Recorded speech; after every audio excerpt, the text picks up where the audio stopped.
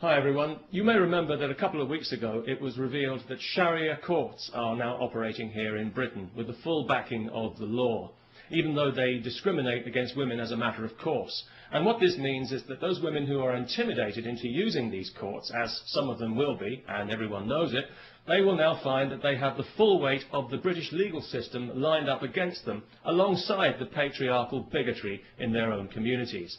Those women who are cheated out of their just entitlement in these places, as some already have been, will find that they have no recourse to the real law to put things right.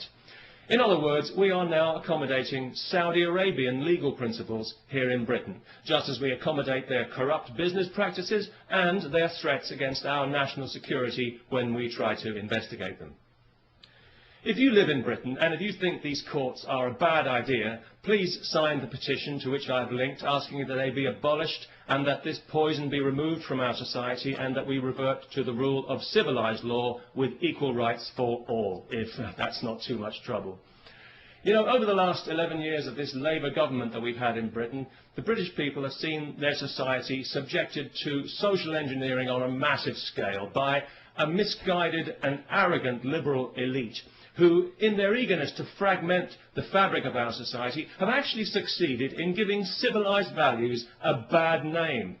Tolerance and diversity are good things on paper. I'm sure we'd all vote for tolerance and diversity, but in practice they've become a nightmare of doublethink and lies, where the most unreasonable people in society are encouraged at every turn to be even more unreasonable. A case in point, just this week, some idiot from Saudi Arabia is being allowed to sue a supermarket because he was required to handle alcohol as part of his job, despite being told this when he took the job, and despite the fact that thousands of Muslims in Britain handle alcohol every day when they sell it in their corner shops to people like me.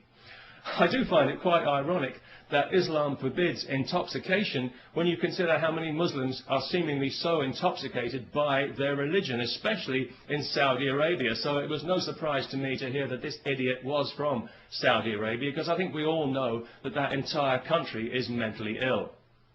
The Saudis would have us believe that theirs is the purest form of Islam.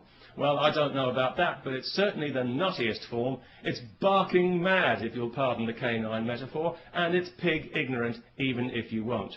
It's got to be just about the nastiest belief system on this faith-obsessed planet, and it's a cowardly one as well, enforced by cowardly men who are afraid of women and whose only language is ultimately violence. They're absolutely pathetic, and history is already laughing at them.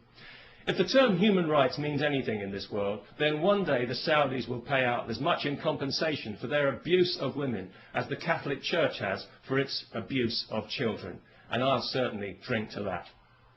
Because I was out earlier today, coincidentally, buying some beer, not because I enjoy beer particularly, but because I know it offends Islam.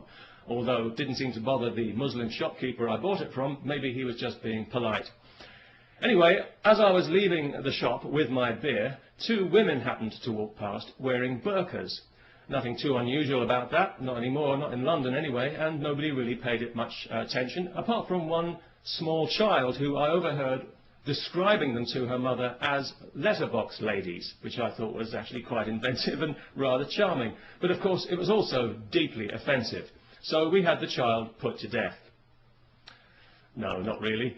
But it was lucky that neither of the women actually heard the offensive and insulting remark, because obviously each of them had her head encased in a cloth sack. So that was good, because it meant that the police didn't have to be called, no human rights people needed to get involved, and nobody required any financial compensation for hurt feelings, which I thought made a very pleasant change indeed. And of course, as a result, we didn't have to listen to any propaganda sound bites from some Islamist Saudi shill at the Muslim Council of Britain. So all in all, it worked out for the best. And it just goes to show that these things don't always have to end in tears. Peace, especially to everyone who remembers to sign the petition.